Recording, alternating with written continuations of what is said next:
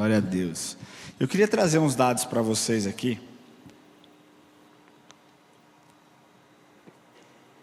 Alguns dados que me chamaram muita atenção, para que a gente entre na mensagem, que você preste atenção um pouco nesses dados.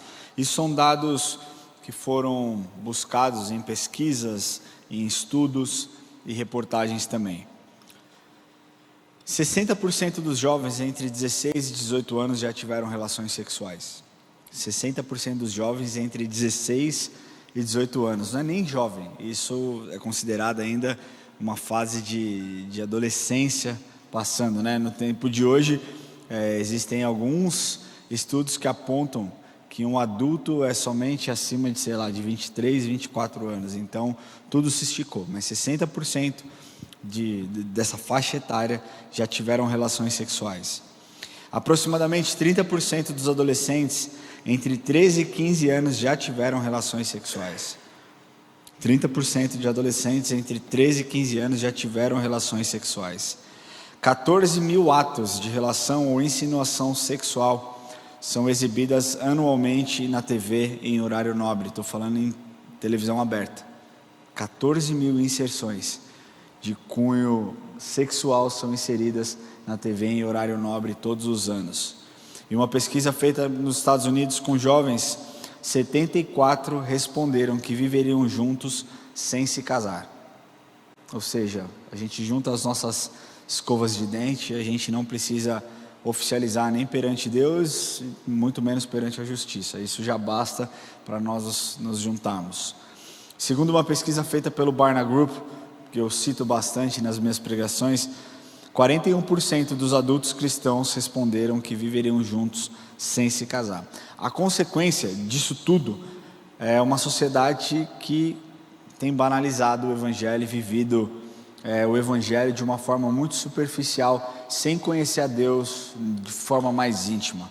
E isso, todos esses dados trazem consequências alarmantes, que eu vou trazer aqui. A taxa de divórcio dos cristãos e não os cristãos já se igualaram, e existem estudos que apontam nos Estados Unidos que até mesmo os cristãos se divorciam mais do que aqueles que não são cristãos. Isso com base nos Estados Unidos. 3 milhões de novos casos de DST por ano nos Estados Unidos. A maioria das autoridades informa que 1 em cada 3 meninas terá sofrido abuso quando chegar aos 19 anos de idade. 1 a cada 3 meninas terá sofrido abuso quando chegar aos 19 anos. 1 em cada 6 meninos sofrerão abuso antes mesmo dessa idade. 70% dos suicídios entre os jovens estão ligados a uma desilusão amorosa. A média de idade do contato com a pornografia, o primeiro contato com a pornografia, 11 anos de idade. Isso, através de músicas, através de filmes, séries, vocês sabem, e eu não preciso ficar detalhando aquilo que os jovens têm consumido. Mas muitas vezes, por incrível que pareça, até mesmo sendo incentivado pelos próprios familiares. E talvez você vendo isso, eu não sei você, mas eu fiquei chocado. Alguém mais aqui ficou chocado? Não é, cara, eu não quero que o meu filho de 12 anos tenha contato com pornografia, ou seja abusado, ou sofra qualquer tipo dessas questões que nós estamos vendo aqui. Agora, como nós, cristãos, podemos lutar contra isso? Você já se parou? Você já parou para pensar a respeito disso? Como que eu, cristão, então, posso colocar dentro da minha família algo para proteger os meus filhos, para proteger a minha filha, para proteger aqueles que caminham comigo, o Lucas, que é líder de jovens? Como que eu posso proteger os jovens dessa igreja? Existe um versículo em específico na Bíblia que nos traz um direcionamento preciso para que nós possamos nos guardar, nos proteger e fugir disso tudo aqui que tem sido dito. E hoje nós vamos falar sobre esse versículo. Eu quero pedir que você abra a sua Bíblia no livro de Romanos, capítulo 12, versículo 2. Muito provavelmente você já conhece esse livro, esse texto, escrito pelo apóstolo Paulo. Talvez depois de João 3,16 seja um dos versículos mais conhecidos.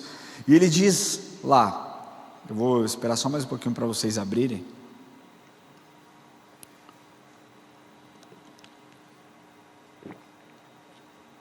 Romanos 12, 2. Quem abriu, diga amém. Quem não abriu, fala, espera aí, pastor. Estou esperando. Estou esperando. Romanos, capítulo 12, versículo 2. Amém? Vamos lá? Ele diz assim: e não vos conformeis com este mundo. Algumas versões talvez possa dizer: e não vos conformeis com esse século, mas transformai-vos pela renovação da vossa mente, para que experimenteis qual é a boa, perfeita e agradável vontade de Deus. Vou ler de novo com vocês. E não vos conformeis com esse mundo, mas transformai-vos pela renovação da vossa mente, para que experimenteis qual é a boa, perfeita e agradável vontade de Deus. Nós vamos decifrar aquilo que Paulo quis dizer nesse capítulo aqui, nesse versículo do capítulo 12 do livro de Romanos. Então, quando nós dizemos não vos conformeis, o que Paulo está indicando nessa palavra conformeis, ele indica uma modelagem segundo um determinado padrão. É você tomar forma, não tome forma, não se pareça igual.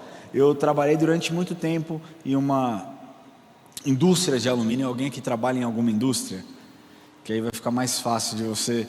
Existe um molde. Eu trabalhava numa indústria de alumínio e nós fornecíamos perfil de alumínio. Ou seja, existia uma matéria bruta, matéria-prima, que era o tarugo, e ele era aquecido a sei lá quantos graus, a 800 graus ou mais, e essa matéria ela ficava maleável e ela era prensada em um molde, e aquele molde fazia com que na outra ponta saísse o produto final, a peça já com um molde, com um padrão, ela tomou forma, ela se tornou igual. E é isso o que Paulo está querendo dizer aqui, porque essa palavra do grego, ela esquema, ela significa você se moldar de acordo com algo ou com alguém. E hoje não é incomum nós vermos cristãos com padrões mundanos. Então a centralidade do Evangelho é Cristo, sempre foi Cristo e sempre será Cristo.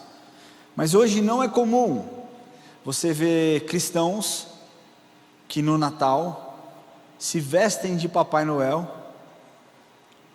e tiram toda a figura de Cristo da cena para colocar um velhinho de barba carismático que entrega presente para as crianças.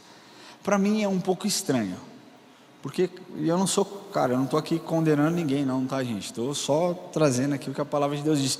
Porque sabe o que para mim é estranho? Meu irmão, eu me mato de trabalhar. Eu me mato de trabalhar, sabe? E aí, com o suor do meu rosto, eu como fruto dessa terra, junto um dinheiro e compro um presente para o meu filho, para um velhinho de barba ganhar o crédito? Sacanagem, cara, como que é isso? Sabe, não é incomum nós vermos isso e nós achamos bacana. Nós não entendemos que de forma sutil, Cristo está saindo do centro. E Ele está saindo do centro, não somente talvez da sua casa, mas Ele está saindo do centro de muitos ambientes que Ele não pode sair, como por exemplo igrejas. Igrejas têm tomado forma, e eu não estou falando de luz, de estrutura, de som, não é sobre isso, é sobre a essência. Páscoa é a mesma coisa. Cristo, nós celebramos a Páscoa porque nós reconhecemos o sacrifício de Jesus na cruz, e mais do que isso, nós sabemos que Ele ressuscitou e venceu a morte. A figura da Páscoa não é um coelho que dá um ovo de chocolate, embora, eu gosto muito de ovo de chocolate, mas não é sobre isso. Cristo, Ele precisa ser o centro. Não é incomum nós vermos a chacota contra o Evangelho se tornando comum, inclusive propagada por membros do corpo de Cristo. Recentemente nós vemos aí um profeta mirim, sabe, que fez o que fez, as pessoas criticaram, as pessoas, sabe, massacraram um menino de 15 anos que foi mal instruído, que pessoas pegaram aquele menino, que eu acredito que possa até ter um chamado, mas olharam para ele com um olhar comercial do tipo, eu vejo potencial para ganhar dinheiro através desse menino. E aí, cara, extorquiram praticamente ele, obrigando e incentivando, e não corrigindo, e não educando. E aí o que acontece é que as pessoas pegam, e ele diz, né, eu vi um vídeo dele dizendo, eu tenho 70 milhões de visualizações.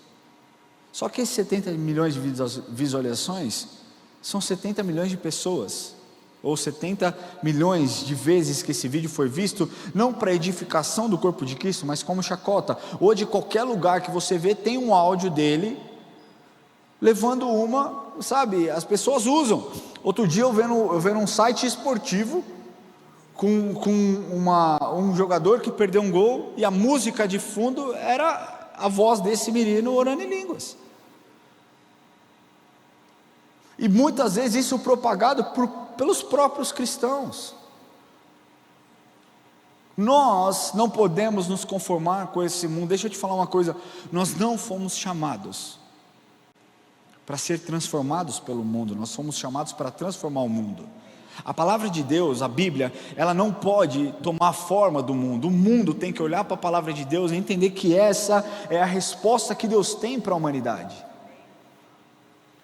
Não é incomum nós vemos filmes infantis, eu tenho 3 filhos, e ultimamente o que eu mais assisto, já faz 12 anos, é só filme infantil.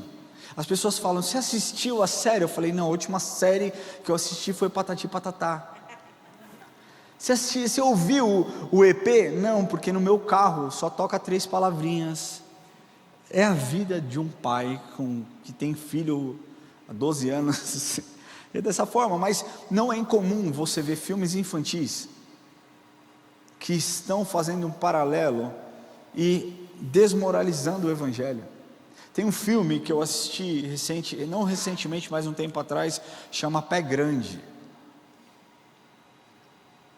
Esse filme descaradamente faz uma chacota, introduz de uma forma muito sutil questões que colocam em xeque a veracidade da palavra de Deus.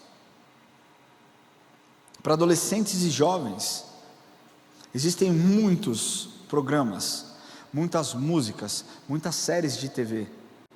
Para crianças, existem muitos programas que trazem uma ideia muito clara de que feitiçaria é bacana, de que bruxaria é legal.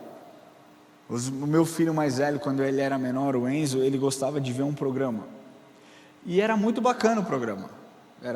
Passava num canal, acho que eu não posso falar o nome, mas eram 3 detetives crianças, e eles tinham cores diferentes, os detetives. Aí você já entendeu, se você tem filho, você já entendeu o que eu estou falando. Era muito legal, eu assistia com eles. Só que começou a ser introduzido feitiçaria, magia, e hoje é só sobre isso. É só sobre um bruxo, uma bruxa, um quadro de uma mulher que é feiticeira, que fala, não dá para assistir. Se eu não acompanho o que o meu filho está assistindo, provavelmente ele estaria assistindo isso até hoje. Deixa eu te falar uma coisa, você é o filtro do seu filho e da sua filha. Não deixe sozinho, assistindo YouTube, assistindo YouTuber, assistindo programas. Esteja atento, porque é isso. Não é incomum nós vemos faculdades e a filosofia moderna relativizando a palavra do Senhor, dizendo, não é mais tão verdadeira assim. Nós precisamos ressignificar, nós precisamos reescrever, nós precisamos de uma releitura. Ou seja, eu preciso mudar a Bíblia para que ela encaixe naquilo que faz sentido nos dias de hoje. Não é assim que funciona. Existem movimentos sociais que pegaram conceitos bíblicos que são perfeitos, como amor ao próximo, cuidar das pessoas, aceitar as pessoas, lutar contra a indiferença.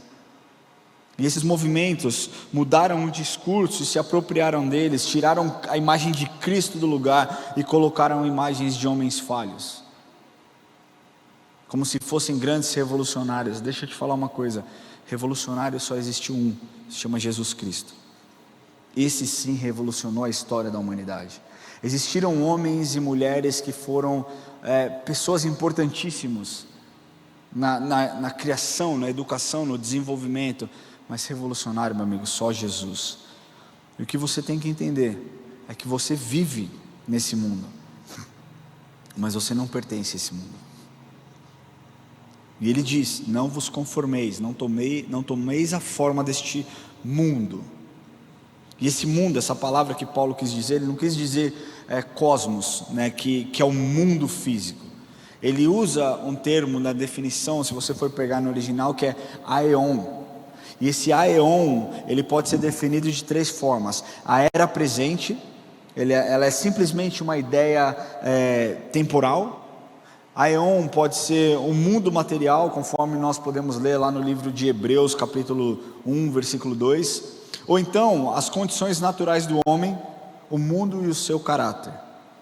Dentre esses vários usos desse vocabulário grego aeon, o que provavelmente Paulo se referia é sobre a era presente.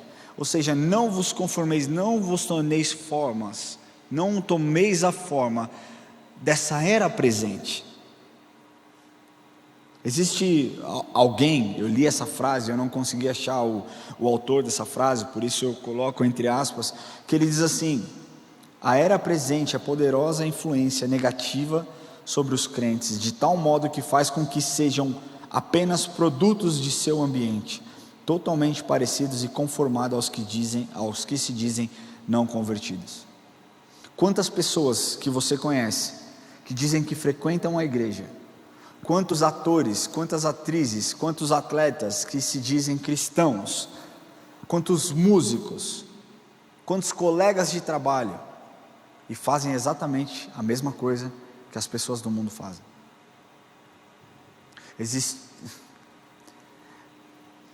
Tem uma mulher que ela participou desses reality shows aí e tal, e não sei o que lá, e blá, blá, blá, e aí ela se converteu.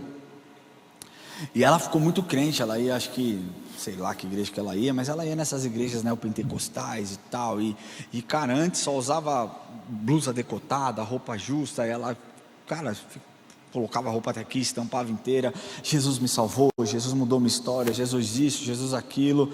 E aí o que aconteceu é que ela foi enganada pela igreja, ela foi talvez extorquida, né? Teve a sua fé de certa forma ali apertada, e as pessoas usaram talvez da falta de maturidade que um recém-convertido tem para tirar dinheiro dela, e ela perdeu tudo. E ela decidiu voltar a fazer o que ela fazia antes.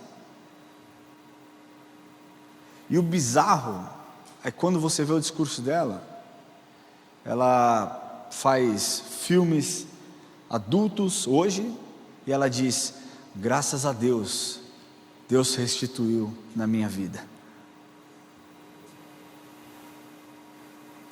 Cara, é isso que nós temos vivido.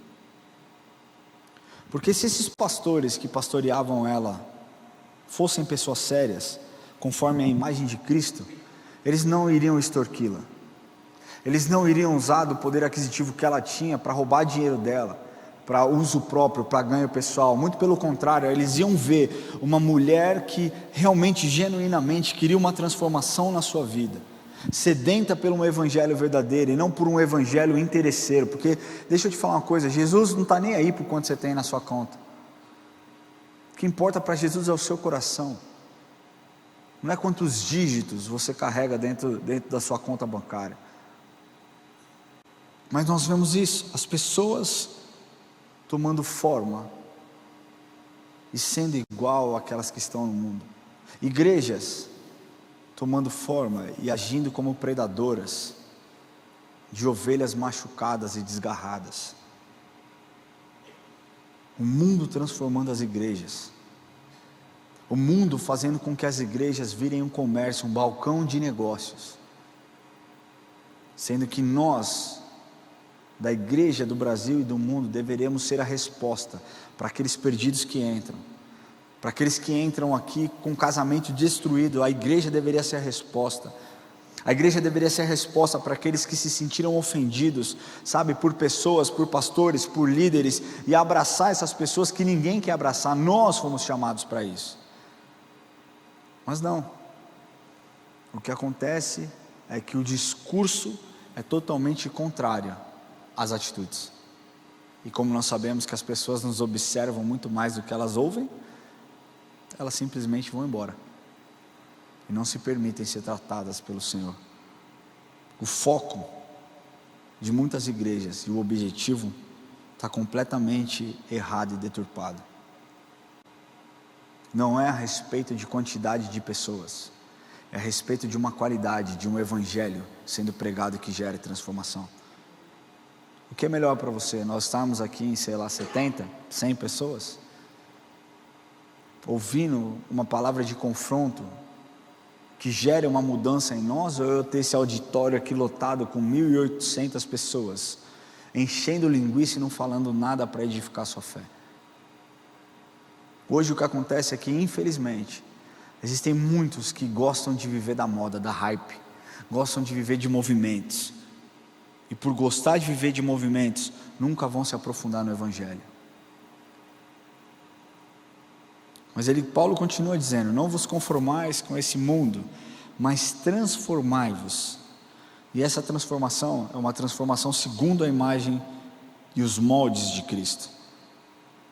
Você percebe, eu tenho um amigo que ele parece um camaleão, cara, não é de aparência, mas é impressionante como ele se molda aos ambientes que ele está. Então, se nós estamos numa roda de pastores, ele fala como um pastor. Eu falo, caramba, ele é mais crente do que eu. Se nós estamos numa roda de futebol, nós não, porque faz tempo que eu não jogo, mas se ele está num ambiente de futebol e o pessoal está falando besteira, ele está falando besteira. E aí eu falo, caramba, ele é mais mundano do que os outros. Quando ele está num ambiente talvez vulnerável, onde as pessoas estão chorando, contando as suas histórias, ele está lá fazendo o mesmo. Por isso que eu digo que parece um camaleão. Ele toma a forma do ambiente que ele está. Ele fala com um linguajar diferente, ele se veste diferente, ele se adequa ao ambiente de trabalho, se adequa pela moda. Eu amo essa camiseta, isso traz alegria para a minha vida. As pessoas estão fazendo exatamente essas coisas. Mas uma transformação segundo os moldes da imagem de Cristo faz com que a pessoa não viva mais para ela. Porque na equação de Cristo, você nunca vai ser o centro. Nunca vai ser sobre você. Eu costumo dizer que você não vai ser nem o segundo. Você vai ser o terceiro. Porque o primeiro é Deus, o segundo é o seu próximo, e aí então você pode ver. Essa é a mensagem do Evangelho. Quando nós tomamos a imagem de Cristo como forma, como um parâmetro, como um molde, faz com que nós olhemos para os nossos vizinhos, e eu digo vizinho, não um vizinho de casa, mas aqueles que estão em nossa volta, ao nosso redor, e nós nos preocupemos com eles.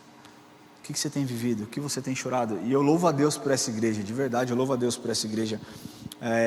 Há 2, 3 semanas atrás, um pouco antes de subir para pregar no culto das 18 horas, eu fui pego de muita surpresa com a notícia de que uma criança do Iaquides tinha sido atropelada e tinha sido levada de helicóptero para o Hospital das Clínicas. Eu não sei quem ouviu essa história aqui na igreja. Era um menino aqui, o José, e ele foi levado em estado gravíssimo, múltiplas fraturas, traumatismo craniano, fígado dilacerado, fêmur quebrado, uma criança de 10 anos. E, cara, foi muito difícil pregar aquele dia, porque eu senti como se fosse o meu filho. É muito parecido com a idade do meu filho. Ele estava aqui no culto da manhã, ele participou do ensaio do coral para Pentecostes, e aí de repente à tarde acontece essa tragédia, essa fatalidade. E a medicina dizia que muito provavelmente não ia dar certo, muito provavelmente ele não ia superar, ele não ia passar. Passou a madrugada, fez 3 cirurgias, se eu não me engano, durante a madrugada, para conter um inchaço no cérebro, para tudo mais, enfim. E a igreja se uniu de um jeito, em oração, cara, em sustento, em provisão. Rolou uma vaquinha, que o objetivo era levantar R$7.000. Foi levantado 3 vezes mais esse valor, para que a família pudesse manter. Houve um revezamento de pastores para que os pais pudessem estar amparados. Eles tinham acabado de chegar em São Paulo, eles eram de outro estado. A igreja se moveu, cara. E o José teve alta hoje, para a glória do Senhor. Por que eu estou falando isso? Porque a gente precisa se importar com a dor do outro. A gente precisa olhar e entender o contexto, entender o que está por trás. A gente vive num mundo tão maluco, numa correria da vida, que a gente muitas vezes não olha nem para o lado. Você já parou para perguntar para alguém, como foi o seu dia? Está tudo bem? Está tudo bem com seu filho? Está tudo bem com a sua filha? Está tudo bem na sua casa? Seu casamento? A gente talvez pense, é melhor eu não perguntar, porque a pessoa vai desabafar e eu não tenho tempo para ouvir. Mas quando nós nos parecemos com Cristo, nós precisamos ouvir, porque foi isso que Jesus fez. Quando aquele paralítico do tanque de Betesda estava lá, e Jesus para conversar com ele, Jesus dá atenção a ele. Por que é que você está aqui? E aí ele começa a contar a história para Jesus. Jesus não interrompe ele e fala, ei, agiliza aí, meu tempo é curto, dá para dar uma diminuída enfim, resume. Ele fala, não, eu estou aqui há 38 anos, e quando o Espírito passa sobre as águas, o anjo passa, a água se move, não tem que me leve, sabe? Jesus ouviu as pessoas. Jesus ouviu a mulher com fluxo de sangue. Quando nós olhamos essa passagem, e Jesus pergunta, quem me tocou? Quando ela toca na orla das vestes de Jesus, Jesus pergunta, quem me tocou? E os discípulos dizem, que pergunta é essa que a gente tocou? Você está sendo empurrado pela multidão, você está sendo espremido pela multidão. Ele diz, não, alguém me tocou. E essa mulher então, a Bíblia diz que ela estava atemorizada. Chega até ele, ele conta tudo. A Bíblia diz que ela contou tudo. Nós não sabemos a duração dessa conversa. Nós não sabemos se foi 1 minuto, se foi 3 minutos, ou se foi 15 minutos. Provavelmente vindo de uma mulher que estava sofrendo há 12 anos isolada da sociedade, não foi algo rápido de 30 segundos. Jesus parou, Jesus deu atenção, Jesus ouviu. Nós precisamos fazer isso. Se você quer ser parecido com Jesus, valorize o sentimento daqueles que estão à sua volta. Quando nós tomamos a imagem de Cristo, faz com que a nossa vida ela não seja autocentrada nas nossas decisões, nas nossas vontades, mas que ela seja vivida para amar Deus em primeiro lugar e amar o próximo como a nós mesmos. Você precisa agradar a Deus. Para o mundo, ele diz que você precisa agradar a Deus, agradar o mundo e agradar a igreja, mas a verdade é que você precisa agradar a Deus, abençoar a igreja e alcançar o mundo. Essa é a nossa chamada, essa é a nossa missão. Ele diz, mas transformai-vos pela renovação da vossa mente. O pecado começa na mente. Alguém que consome pornografia, ele pensou antes de entrar em um site pornográfico. Alguém que comete adultério, ele maquinou antes na sua mente. Não é, puxa vida, aconteceu. Que coisa, falei mal. Que coisa, enganei alguém. Não, foi maquinado antes. Sabia que nós temos a capacidade de ter 70 mil pensamentos por dia? Isso é dado. 70 mil pensamentos por dia, a capacidade que nós temos de desenvolver. São aproximadamente 50 pensamentos por minuto. Olha que campo fértil que nós temos. A mente é a sede dos nossos pensamentos, emoções e decisões. Por que nós precisamos renovar a nossa mente?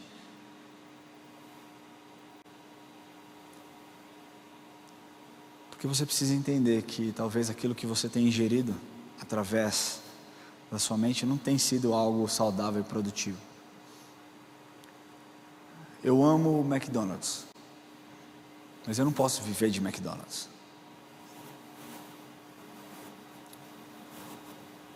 Eu amo o esporte, mas eu não posso viver do esporte.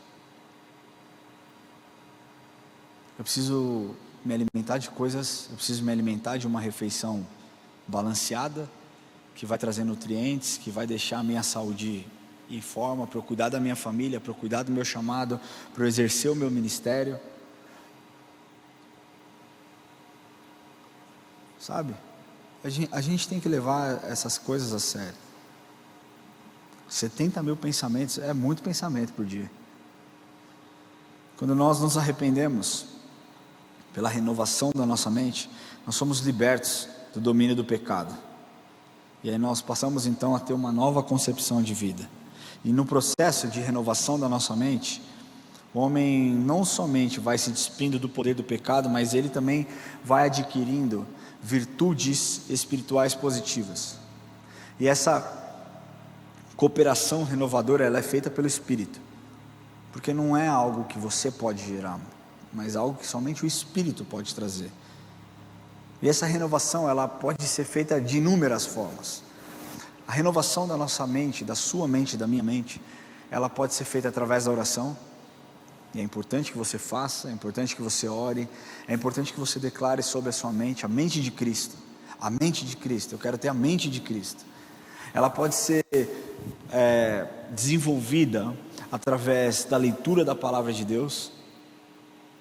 A palavra de Deus é o alimento, é aquilo que fortalece a nossa fé.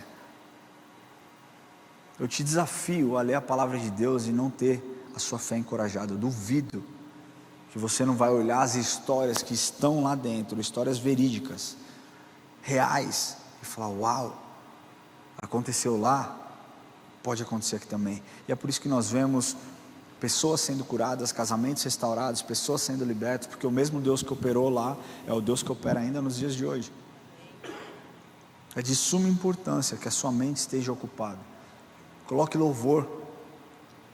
Se você está ocioso, se você tem uma dificuldade com pornografia, eu vou bater um pouco mais nessa questão da pornografia, porque hoje é comum o tanto de aconselhamento que nós pastores temos tido com relação a pessoas presas a isso, é assim, é absurdo, cara. E vou falar uma coisa para você: antigamente era só homem, hoje não, hoje mulheres e homens, basicamente em número iguais, consomem pornografia.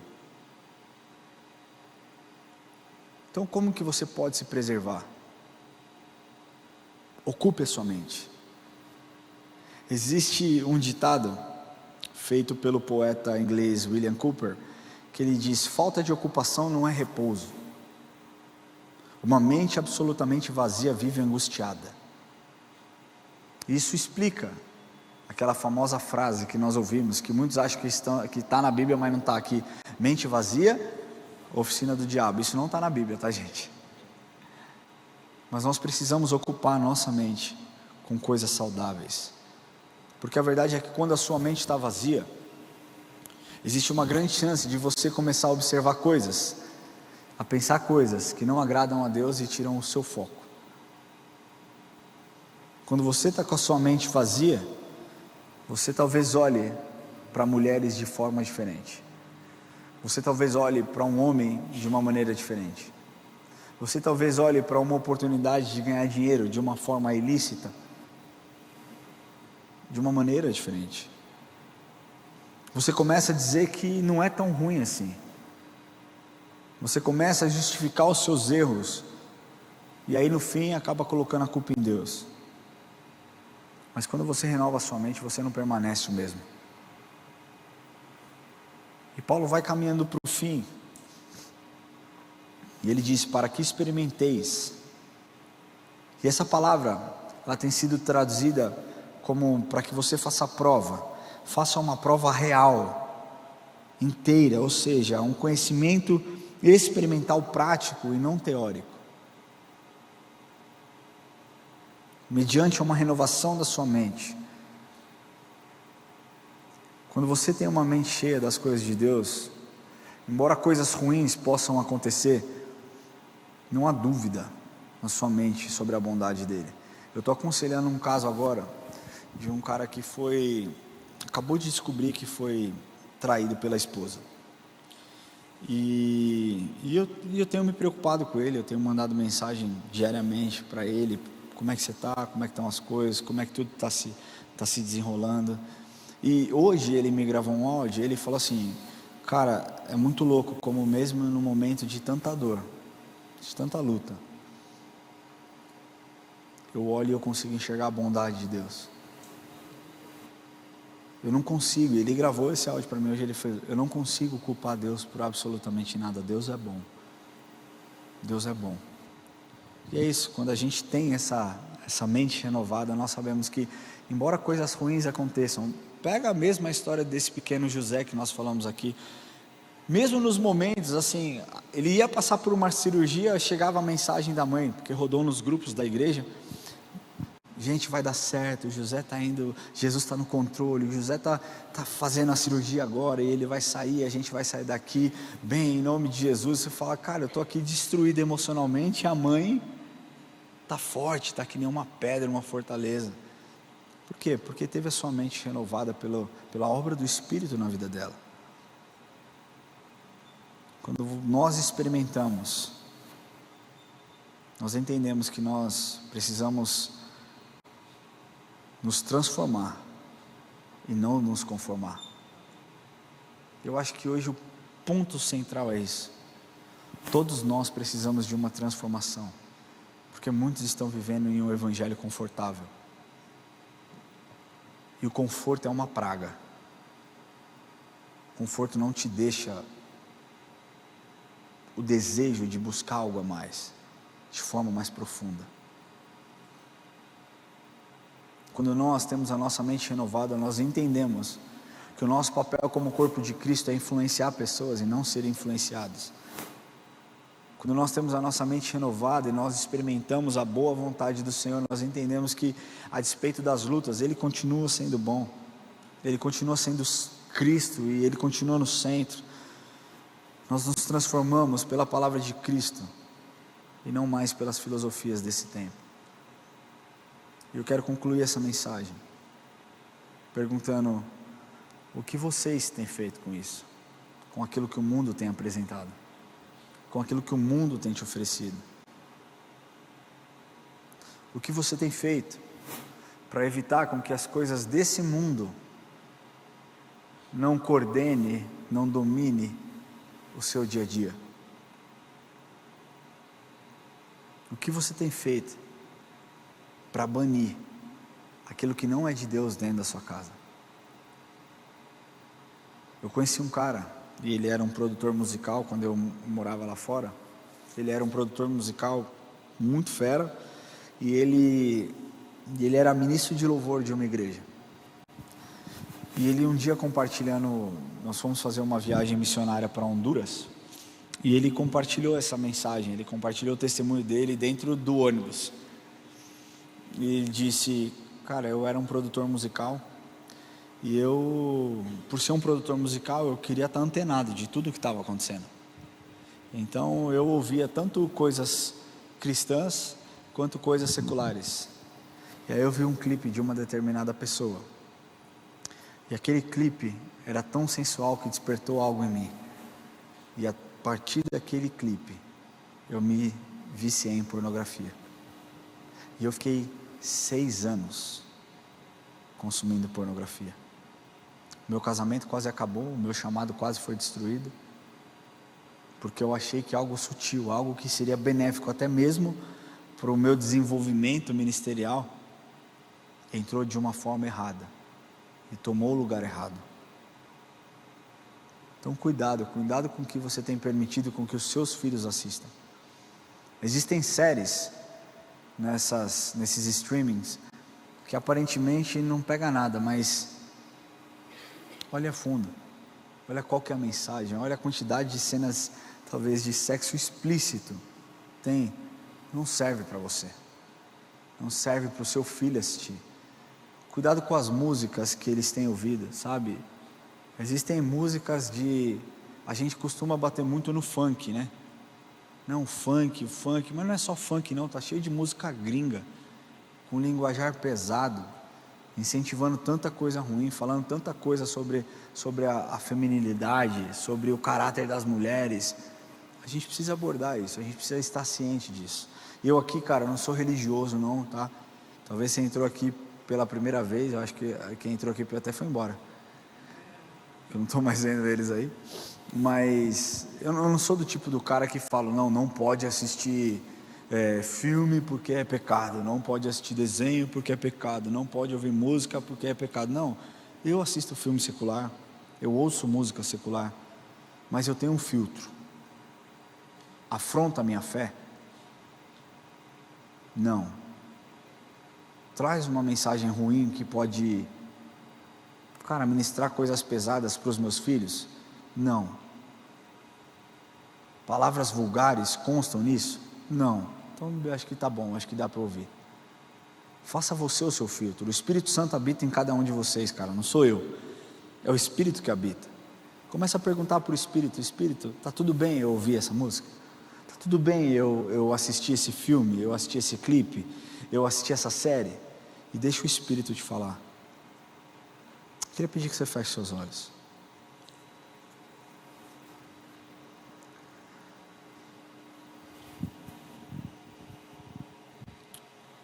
Eu queria, em primeiro lugar, falar para cada um de nós. Eu não acho que essa é um apelo para pessoas específicas. Eu acho que todos nós podemos nos enquadrar nisso, porque todos nós precisamos renovar a nossa mente, e é todos os dias. Poxa vida, mas até você, pastor, até eu, cara, todos os dias eu desejo conhecer qual é a boa, perfeita e agradável vontade do Senhor para a minha vida, para o meu chamado, para a minha casa. E o Senhor tem nos incomodado para viver um evangelho real, um evangelho que requer um compromisso, que requer uma entrega, que requer uma devoção. Se você não está pronto para ser confrontado, ou não quer ser confrontado, eu acho que talvez exista algo errado naquilo que você tem escutado e ouvido. Jesus não quer se relacionar com vocês de forma superficial. Jesus não quer que você precise de um intermediário para ouvir a voz dele. Jesus não quer que você dependa de um pastor, de um amigo, de um líder de célula, para que você consiga se conectar e ter relacionamento e vida com Deus. Jesus deseja tocar na sua vida, sabe? Estabelecer um relacionamento verdadeiro. Isso só é possível através de um compromisso que você pode firmar com Ele. Onde você pode orar existem fraquezas. Todos têm fraquezas. Eu não sou melhor do que ninguém. Os meus pecados estão diante de mim e eu lido com eles, eu luto contra eles. Mas se tem algo que me move, é desejar ser mais parecido com Jesus, porque eu sei que eu só consigo transformar pessoas que eu realmente amo e pessoas que o Espírito tem colocado no meu caminho, se eu for mais parecido com Jesus.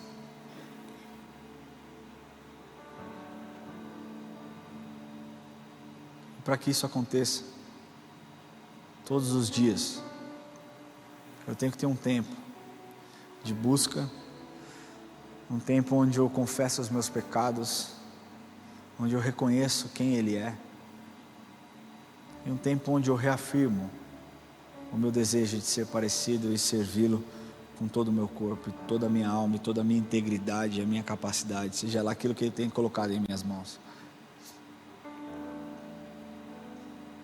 Por isso eu queria pedir que você fique em pé no seu lugar.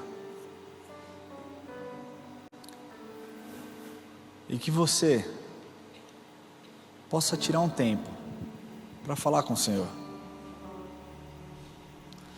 Talvez, se você sentir que você deve se ajoelhar em sinal de rendição, para que você se humilhe diante da poderosa mão de Deus, fique à vontade. Talvez você queira sentar também, fica à vontade. Eu creio que o Espírito está aqui, você pode ficar muito à vontade. Mas não perca a oportunidade de abrir o seu coração e falar: Senhor, eu tenho deixado talvez com que as coisas do mundo invadam a minha vida e eu me torne mais parecido com o mundo do que as pessoas que caminham comigo se tornem mais parecidas com o Senhor. E talvez essa tenha sido e esteja sendo a minha grande falha. O Senhor me chamou para influenciar pessoas, e o que acontece é que eu venho sendo influenciado pelas pessoas. Eu não sei qual vai ser a sua oração, mas eu sei de uma coisa, que se você vier aqui numa quinta-feira à noite, num culto que começou faz 2, 3 meses, é porque você tem sede de Jesus, é porque você tem sede de algo a mais, é porque realmente você não está conformado com a sua situação.